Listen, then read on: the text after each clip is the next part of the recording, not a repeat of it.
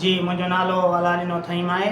जॾहिं त मुंहिंजी गुज़िरियल महीने जी 13 तारीख़ ते असां घर मां वियासीं हलिया, जंहिं नाले ज़ुल्फ़कार वलद ग़ुलाम हुसैन ऐं पुटु हुनजे जावेद वलद ज़ुल्फ़कार, उन्हनि हिकिड़ी 10-11 सालनि जी छोकिरी मुंहिंजे घर में मोकिले ऐं हुननि दरवाज़ा दरी भञराए ऐं हुननि मुंहिंजी चोरी कराई।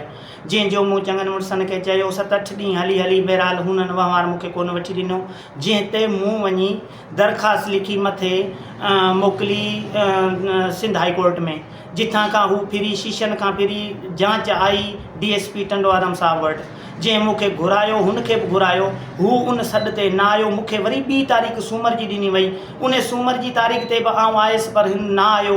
उन खां बाद में DSP साहब जे ऑफिसर मूंखे मोकिलियो त हाणे तूं वञी भागवत दाणी में वञी उते तूं हुननि खे केस ॾे।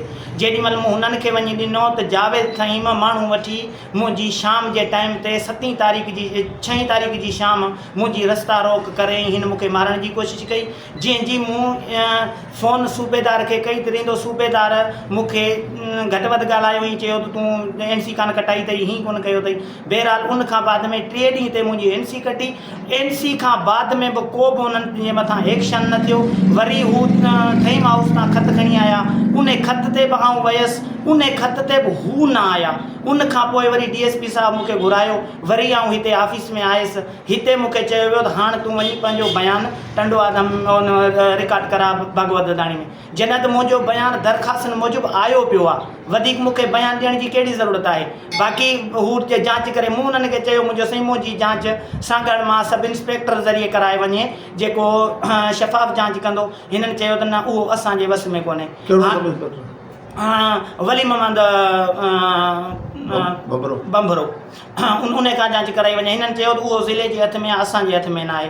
बहरहाल उन खां पोइ बि अञा बि आउं ॾिसां पियो, वरी मूंखे 11 साल अॻु में जेको 10 गुंठा हिन प्लाट मूंखे ॾिनो आहे, उहो बि मूंखे अञा विरासत कान करे ॾिनी आहे। ऐं हींअर हू हुन ते कब्ज़े करण जी कोशिशि पियो करे, माठियूं वग़ैरह रखियूं अथसि।